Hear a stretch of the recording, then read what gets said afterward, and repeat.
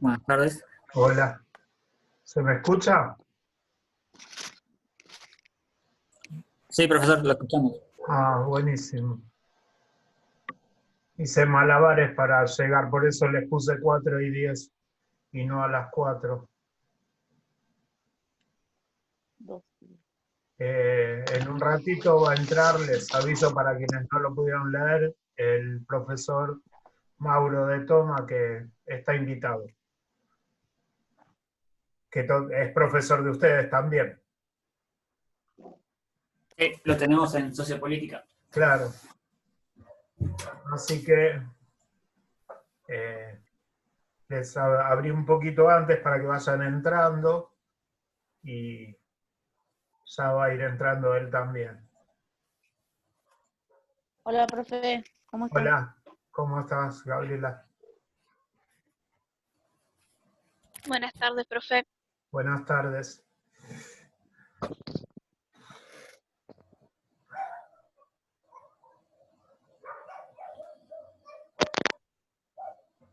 Bien. Vamos a ver cuántos más vienen.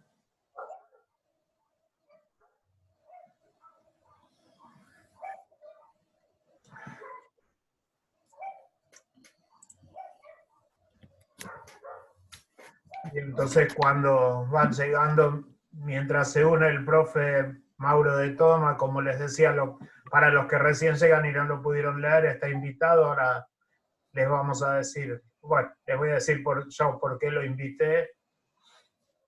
Les comento que esta clase va a quedar grabada, así que después la colgaremos. Hay algunos líos tecnológicos que en algún momento voy a terminar de solucionar para que todo lo que les dije que iba a estar pueda estar y que ustedes se puedan aprovechar también de la tecnología, no solo por el campus, sino también por el Facebook, como les había dicho. Mientras voy admitiendo, que es lo que dice acá, admitir por el Zoom a los que se vayan agregando, así vamos organizando la reunión.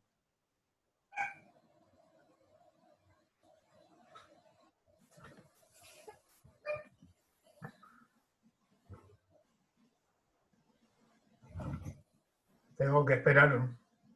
Esto tendría que ser más automático, pero bastante que podemos hacerlo.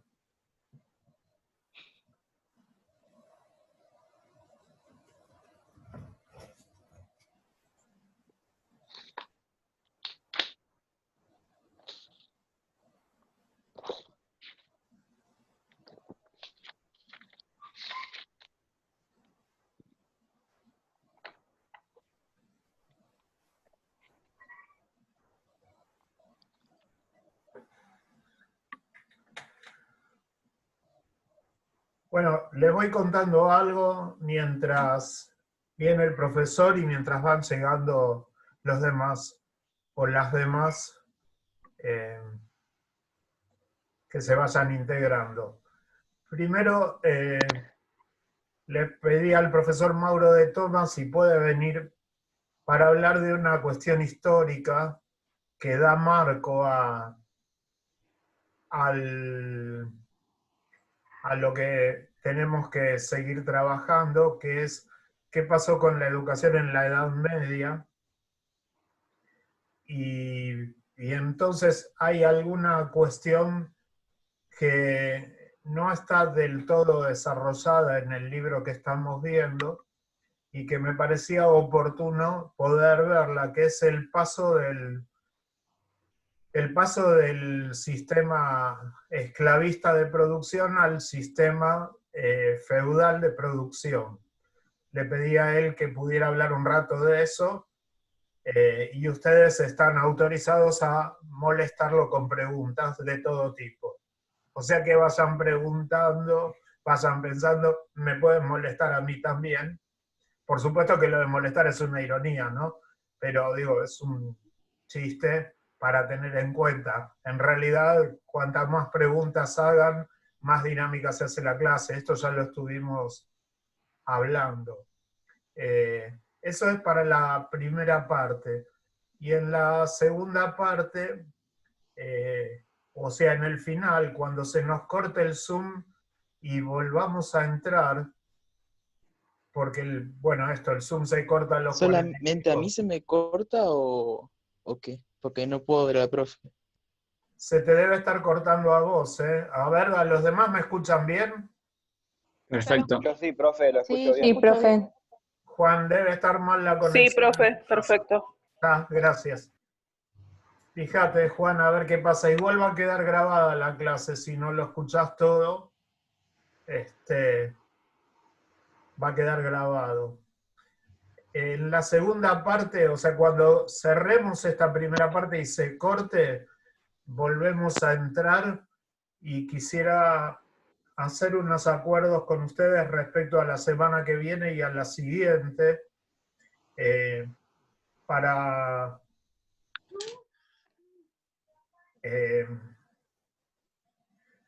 organizar lo que va a venir.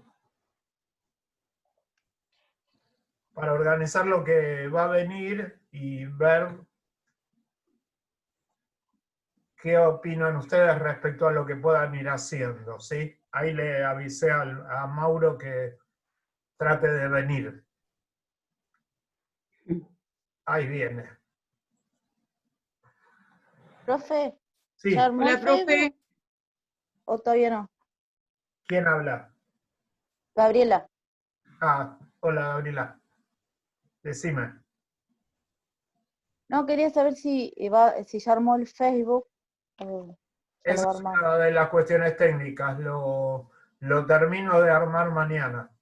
No es que el Facebook está armado, la cuestión técnica tiene que ver con esto de que se me había quemado la computadora, creo que lo hablé con ustedes, o no, no les comenté la semana pasada, no, ustedes no saben, la semana pasada tuvimos clase el jueves y a la noche, en una suba y baja de tensión, se me quemó la computadora, la tuve que mandar a arreglar, no tenía estabilizador, así que hasta que me trajeron el estabilizador no quería enchufarla, así que tuve unos problemitas técnicos y monetarios, por supuesto, para poder arreglarla y poder trabajar, así que calculo que mañana voy a poder subirlo. Hola Mauro, buenas tardes. Hola, Sergio, ¿bien? ¿Me Bien. escuchás? Yo sí, ¿los demás lo escuchan al profe? Sí, profe. Sí, profesor. Sí, profe. Sí, Hola, profe. buenas tardes. Escuchamos a ambos. todos. ¿Cómo Bueno, están, chicos? ¿Bien? Siguiente pregunta. Bien. Bueno, dicen que sí con la cabeza, Mauro, pero como vos estás con el celular no los ves a todos. claro. Bueno, dos cosas así ya que está el profe. Primero, gracias por venir, Mauro. Espero que no hayas tenido dificultades con el viaje. Que No, los ninguna. caminos... ¿Eh? Ninguna. Bueno, por ahí los estudiantes no saben que tuvimos a la mañana una reunión de trabajo. Claro. Bueno, eso no lo había dicho.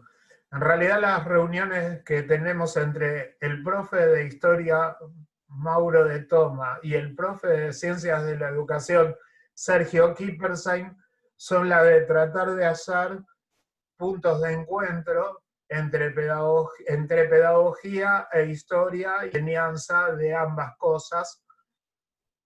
Así que tenemos desde hace años largos intercambios que en algún momento vamos a poder grabar y retransmitir, cuando sean más ordenados a lo mejor. Bueno, dos cuestiones. Cuando termina la clase en la que estemos con el profesor, vuelvo a decir, vamos a volver a entrar para hacer algunos acuerdos respecto a la semana que viene y a lo que va a venir de acá al fin del cuatrimestre. Esa es una cosa.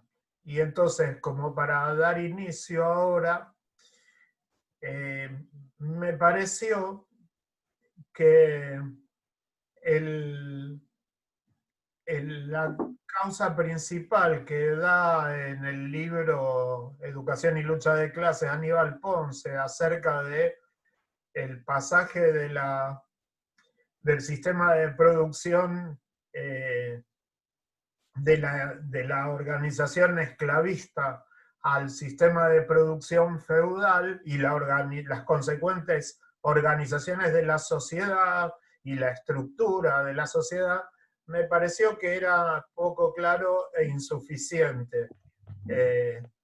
Y me parece que en esto un profe de historia, y en mi concepción de los mejores, mi compañero Mauro, para hablar de esto. De manera que después podamos ver cuáles son las consecuencias para la educación, para poder ver cuál es la diferencia entre los dos sistemas y cómo es que se pasa de uno a otro, porque, y acá dejo el resto de la introducción, y es parte de nuestras conversaciones además, en la concepción positivista de la historia, pareciera que se pasa casi por arte de magia de un sistema de producción y de una edad, de una época histórica a otra, no de una edad, de una época histórica a otra.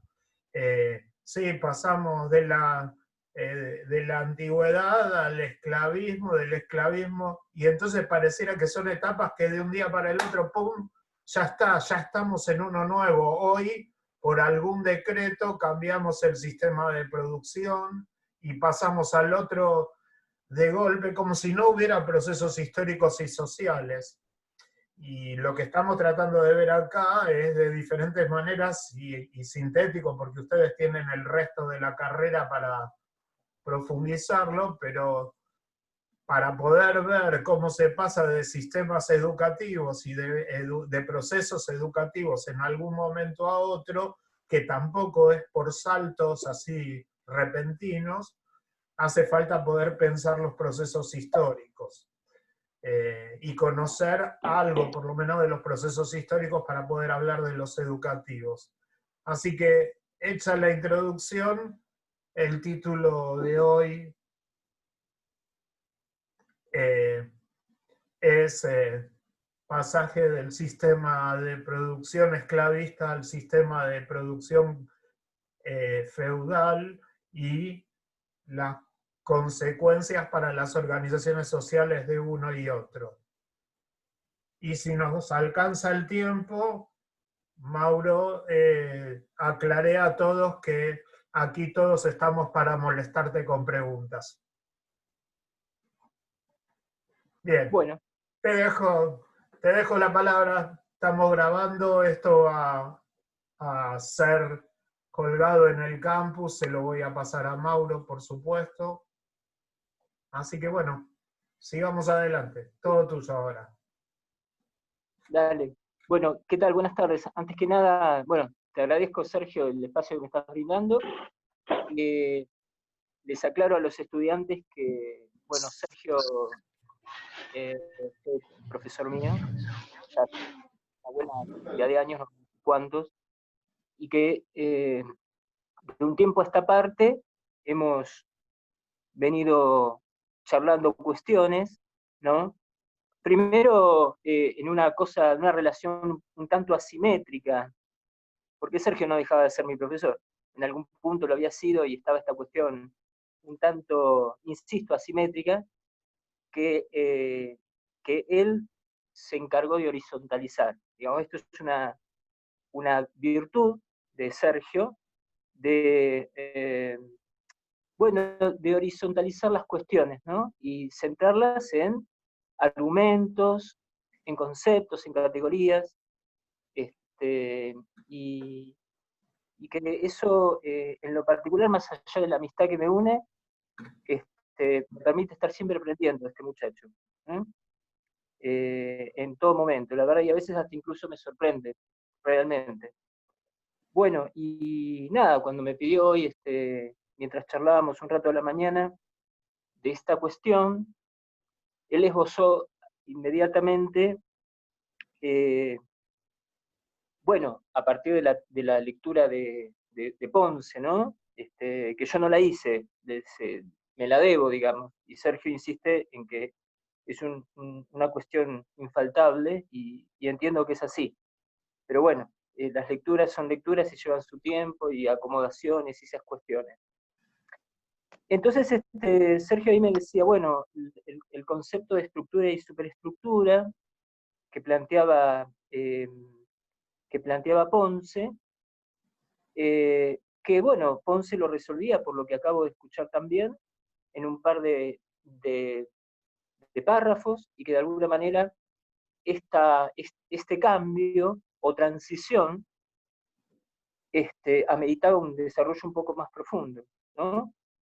Y bueno, la verdad te metiste en un lindo quilombo, Sergio, porque es un tema que yo vengo elaborando hace bastante tiempo, vengo bien afiladito, digamos, y nada, hay varias cuestiones. Vos decime cuando tengo que cortar y punto. Voy a hacer un poco a propósito desordenado. A propósito porque, bueno, hay mucha data y bueno, nada, para que entre. La primera cuestión es esto de la tesis marxista, ¿no? De la estructura y superestructura, que plantea básicamente que cuando cambia la base, es decir, lo que está abajo, ¿no? En esa especie de esquema de dos pisos, la estructura o base material y la superestructura superestructura, no creo que no tiene otro nombre, en donde está el Estado, está la ideología, está el derecho, ¿no? Y en la parte de abajo está la cuestión vinculada con la producción, las fuerzas productivas y las relaciones sociales de producción, más concretamente. Bueno, y entonces la tesis marxista plantea que primero se modifica la base y que eso determina lo que sucede arriba, con lo cual la educación, al estar en un nivel superestructural, cambiaría en la medida en que cambian las relaciones sociales de producción. Es decir, se pasa de la esclavitud a la servidumbre y por determinación de este cambio debería impactar en el resto de las instituciones, entre ellas las instituciones ligadas a los procesos educativos, por llamarlo así, ¿no? Esta es una tesis, sí, muy fuerte, aunque la debilidad que tiene, digo muy fuerte porque viene de un paradigma muy consistente, que es el marxismo, el materialismo histórico, pero expresada así como la acabo de hacer, de un modo un tanto simplista, tiene la debilidad del determinismo. Es decir, los críticos de Marx, en todo caso, una de las observaciones que hacen es que este modelo base superestructura es determinista, o como también suele decirse, es economicista, ¿no? Bueno, el mismo Marx se encargó de rebatir esto y de aclarar en varios lugares de que él no estaba de acuerdo con ningún determinismo ni que era economicista, pero hay como toda una tradición que a veces suele denominarse como el marxismo vulgar, que cae en esta especie de enredo o de trampa teórica que sería el determinismo. De hecho, hay varias soluciones a esta cuestión, y una de ellas la hemos trabajado con ustedes en mi materia, que es los planteos que hace Althusser. Aunque no lo trabajamos directamente en realidad, nosotros ahí veíamos la cuestión del Estado, pero Althusser es uno de los que intenta, no es el único, es uno de los que intenta complejizar esta relación entre estructura y superestructura para evitar esta acusación o esta crítica de determinismo. Una hipótesis contraria o una tesis contraria sería plantear que de alguna manera cuestiones ocurridas en la superestructura estarían provocando la mutación o el cambio de las relaciones sociales de producción. Esto es, no sé, hoy lo comentabas vos, Sergio, a la mañana, alguna entidad ubicada en la superestructura, entiéndase la iglesia, por ejemplo, ¿no? habría podido tener un papel significativo en la liberación de los esclavos, esto es, en la modificación de las relaciones sociales de producción. Entonces, esto un poco sería la tesis contraria, ¿no? La que dice, bueno, parte de la superestructura y que los cambios se operan a partir de cuestiones ocurridas arriba, ya sea, por ejemplo, en alguna institución o en el derecho, o en una decisión de la entidad estatal, ¿no? Bueno, eso por un lado.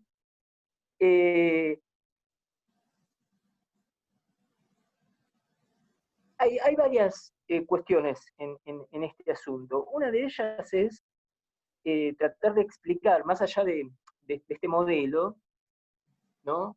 Que es muy propio de, digamos, viene del marxismo, habría como otros problemas históricos acerca de la cuestión de la transición, es decir, del cambio de un modo de producción a otro, paso del esclavismo al feudalismo, de la antigüedad al feudalismo, o de la esclavitud a la servidumbre, son como conceptos sinónimos, ¿no? A ver, para ordenarme y por dónde empezamos. Uno de los problemas históricos, ya más vinculados con lo empírico, con el dato fáctico, es plantear, a ver, el momento en que se da el quiebre. Tradicionalmente la periodización histórica convencional establece la caída del mundo antiguo en 476, con la caída del Imperio Romano de Occidente, y que ahí empezaría la llamada Edad Media, en 476, ¿no? Y entonces, de 476 a 1453, digo hasta el siglo XV, tendríamos toda una larga Edad Media, ¿no? Que a su vez tiene algunas etapas en su interior. Y, digamos, esta es una cuestión, digamos, de orden práctico. Algunos autores sostienen, ¿no? Y esto es un debate histórico interesante, de que efectivamente en 476, con la caída de Roma, se está desestructurando el mundo antiguo. Se está desestructurando algo del mundo antiguo que es muy importante, que es la entidad estatal. El Estado centralizado imperial romano es una característica del modo de producción antiguo. De nuevo, la centralidad de un Estado fuerte, un Estado que lo que hace, entre otras cosas, es, por ejemplo, reprimir las potenciales sublevaciones de esclavos, ¿no? Además de organizar los procesos de expansión territorial, que son los que permiten el reclutamiento de nuevos esclavos. Claro, el modo de producción antiguo se basa en la esclavitud de guerras, sustancialmente. Los esclavos son aquellos que han sobrevivido a la conquista, ¿no? Entonces, necesariamente, esa maquinaria, que es la producción esclavista, requiere permanentemente un nuevo combustible, que es el esclavo. El esclavo no es el esclavo viene de afuera, se lo trae como resultado de los procesos de conquista. Cuando Roma avanza y se amplía brutalmente en su crecimiento territorial, llega un momento en donde no puede sostener ese crecimiento y por lo tanto no puede sostener el reclutamiento de nuevos esclavos. Acá hay como un límite objetivo a la continuidad de la esclavitud. Ya no es posible reclutar nuevos esclavos porque se ha hecho una extensión tan brutal el imperio que cada paso que se avanza en la conquista implica el uso de medios de guerra muy importantes, ¿no? Ese límite para Roma llegó a la altura de los ríos Rin y Danubio, es decir, esto es en Europa Central, ¿no? En la llamada frontera con los pueblos germanos. De ahí, desde el siglo III en adelante, hay una especie de dificultad cada vez mayor por parte del Imperio Romano de sostener un proceso de expansión y por lo tanto de sostener este alimentar al esclavismo. Hubo algunos intentos de producir esclavos internamente, por decirlo así. Por ejemplo, premiando a las mujeres esclavas que tuvieran hijos, pero esto no funcionó. Fue como una especie de paliativo que no dio resultado. O sea, el esclavismo como forma de organización del trabajo social, por lo menos el esclavismo antiguo, cuando digo antiguo es, digamos, anterior al siglo V, funcionaba con fuerza de trabajo reclutada en las guerras. Es decir, si no hay guerra, si no hay ejércitos, tampoco hay esclavos. Y no hay forma de reproducir esa fuerza de trabajo. Así que uno ahí podría pensar en esta especie de agotamiento, ¿no? Un límite al modo de producción esclavista, ¿no? Un límite a la continuidad del esclavismo. Pero yo había planteado una cosa anterior antes de que me olvide. En 476 se cae la estatalidad centralizada romana. Esa estatalidad que hacía, entre otras cosas, mantener la disciplina social, es decir, que el esclavo siga siendo esclavo, ¿no? Piensen que en Roma, les tiro un dato que recuerdo ahora, es un tema que vi hace un par de clases atrás en otro curso, por eso me lo acuerdo. Más o menos para el siglo I después de Cristo, hay 3 veces la cantidad de esclavos que de hombres libres, que de personas libres. Fíjense que es necesaria una fuerza represiva muy importante para mantener disciplinada a toda esta cantidad de gente, ¿no? Entonces, esto es un tema, la cuestión del orden social al interior del mundo esclavo, porque el esclavo es un potencial rebelde, ¿sí? O sea, y no hay que descuidarse, digamos, porque se rebela, ¿no? Y pensemos que muchos de ellos eran combatientes, ¿sí? Caso de los gladiadores, por ejemplo, es decir, tipos entrenados. Bien, entonces decíamos, en el siglo V, una de las cosas que ocurre es la caída de esta centralidad estatal. Y ahí hay una pata muy importante, porque una de las características del feudalismo es que desaparece la unidad estatal. Y en lugar de tener un estado centralizado, en el feudalismo lo que tenemos son como microestados, ¿sí? En cuya cabeza es el señor feudal, que no es otra cosa que un terrateniente. ¿Estamos? Pero paralelamente con esto, con esta caída de la unidad estatal, hay como una continuidad. Sigue habiendo esclavos, por lo menos hasta el siglo IX o X. Esto es muy interesante, porque esta etapa posterior a la caída de Roma, que algunos historiadores llaman la temprana Edad Media y otros llaman el período tardo imperial, temprana Edad Media o período tardo imperial, es una especie de momento híbrido. No hay centralidad estatal, que es característica del feudalismo, pero no hay servidumbre. Sigue habiendo esclavitud. Entonces hay un híbrido ahí, una especie de momento híbrido, que, bueno, de nuevo, tiene que ver con esto, de la desaparición del Estado central, pero con la continuidad de la esclavitud, ¿no? Por ejemplo, el marxismo lo que propone en su sucesión de modos de producción, como lo decía recién Sergio, es que el tránsito, por ejemplo, del modo de producción esclavista al feudal, se opera en el siglo V. Y entonces para el marxismo no habría posibilidad de que hubiera esclavos posteriormente a la caída de Roma. Lo cual no es así, hay una inmensa documentación acerca de la continuidad de la existencia de esclavos y de la no existencia de siervos todavía, ¿no? En la temprana Edad Media, o en el periodo tardo imperial. Esta cuestión se modifica hacia el siglo IX o X, con la desaparición, ahí sí, de la esclavitud, ¿no? Pero ya en la etapa que se conoce como la etapa germánica, digamos, ya cayó Roma, y lo que hay en lugar del Imperio Romano son una multiplicidad de reinos de origen germano, visigodos, ostrogodos, francos, lombardos y otros vándalos, burgundios y qué sé yo, ¿no? Es una constelación de reinos que incluso en su interior también están fragmentados, ¿no? Los reyes de esa época son más nominales que reales. Bien. Entonces, Mauro, hacia el 9 o 10. Quedan 9 o Sí, 10 Sergio. minutos. Y después, si te queda tiempo, una pregunta básica es cuál es la diferencia de los modos de producción, qué es un esclavo, qué es un siervo, ¿sí? ¿Cuál es? Y ¿cuál es la diferencia de esos modos de producción y qué clases sociales origina eso? Bien, bien, vamos a eso. La desaparición del esclavo, ¿no? O digamos, la fuerza de trabajo en la antigüedad era el esclavo, la fuerza de trabajo en el medioevo o en el feudalismo es el siervo. ¿Cuál es la diferencia entre uno y otro? El esclavo es una cosa que se compra y se vende, es un objeto que, digo, desde el punto de vista jurídico-legal, es un objeto parlante, por decirlo así. En cambio, el siervo, es, de nuevo, tiene un fuerte carácter híbrido, el estatuto del siervo.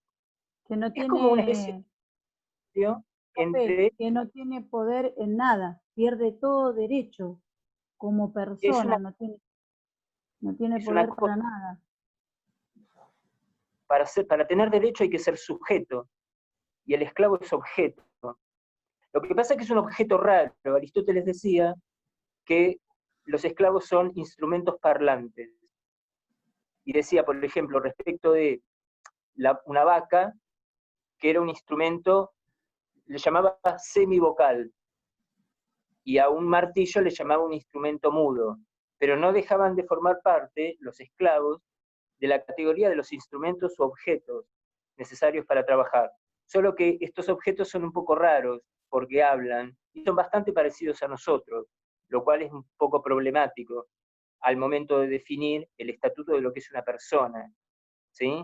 En este sentido es interesante, perdón que me disperse, Sergio, pero bueno, en este sentido es interesante diferenciar la esclavitud antigua de la esclavitud de los negros africanos del siglo XVI en adelante, porque ahí hay una suerte de fundamento racial. El negro no es una persona, claramente no lo es, porque es muy diferente de mí, y entonces no hay problema, porque es un animalito, digamos, una especie de entidad, y encima habla en un idioma ininteligible, así que tampoco tiene lenguaje. En cambio, el esclavo de la antigüedad no era tan diferente de mí. Entonces, fundamentar política e ideológicamente un modo de producción como la esclavitud antigua era más complejo que la esclavitud del siglo XVI o XVII.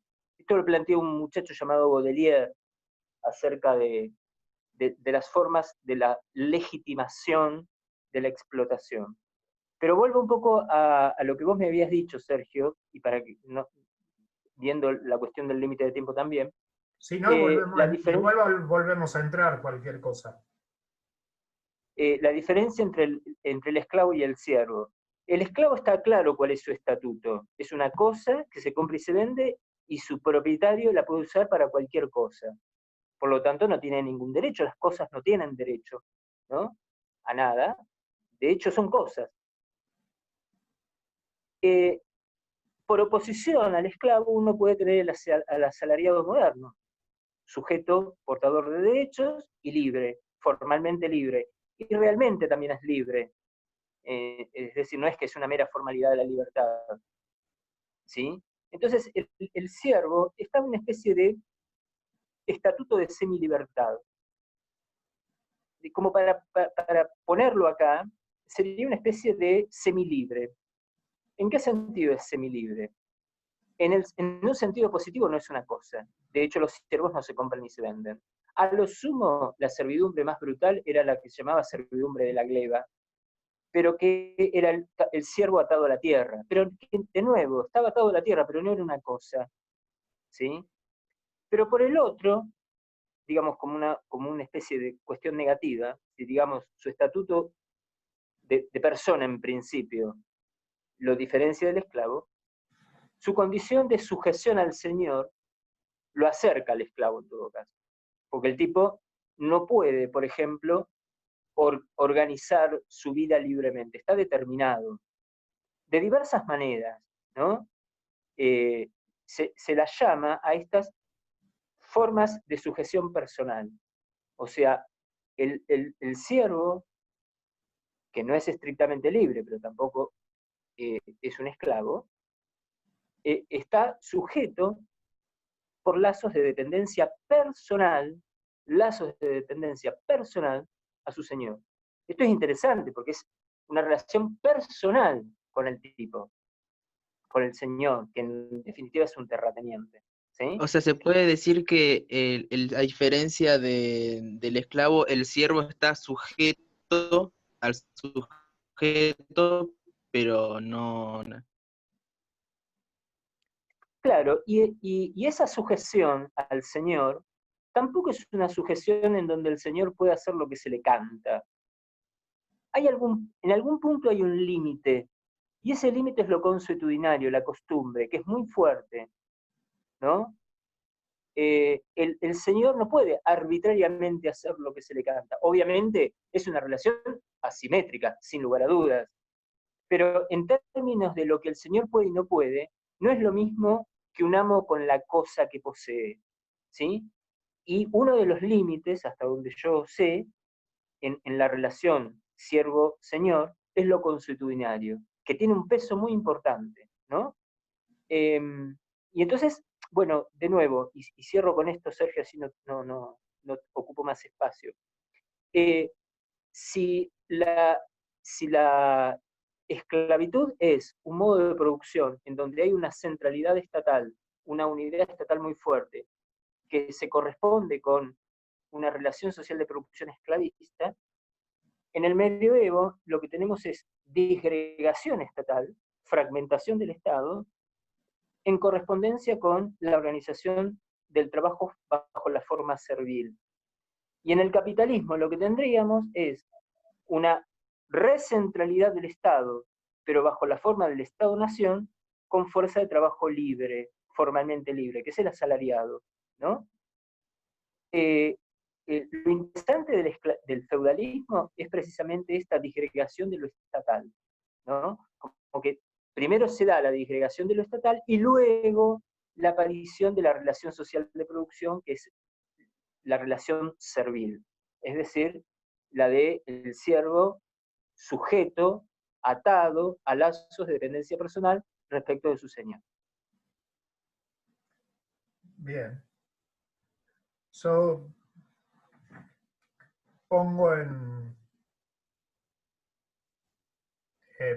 duda esta idea de que el Señor no podía hacer lo que se le daba la gana, porque aunque a partir del estatuto del siervo como un hombre libre pero dependiente de, el Señor era un noble, invocando derechos de nobleza, tomaba decisiones respecto a esa dependencia. Por ejemplo, cuánto impuesto me tenés que pagar para que puedas seguir trabajando en esta tierra, y ese impuesto es cuánto de tu producción de la tierra me voy a llevar. O sea que espera, quiero agregar una cosita más. Como otro ejemplo importante, muy importante, está el derecho de pernada. Les cuento a todos que el derecho de pernada es que cuando el siervo tenía una hija mujer, el señor noble entraba a la casa y ponía el pie sobre la cama de la hija. Y eso significaba que nadie podía tener relaciones sexuales con esta hija antes de que la tuviera el señor noble, que era el encargado de tener la primera relación con esta mujer. Así que era propietario y no lo era, y son relaciones que llegan hasta la actualidad, cuando encontramos gente trabajando en el negocio de producción de ropa, por ejemplo, que se trae desde diferentes países y que están escondidas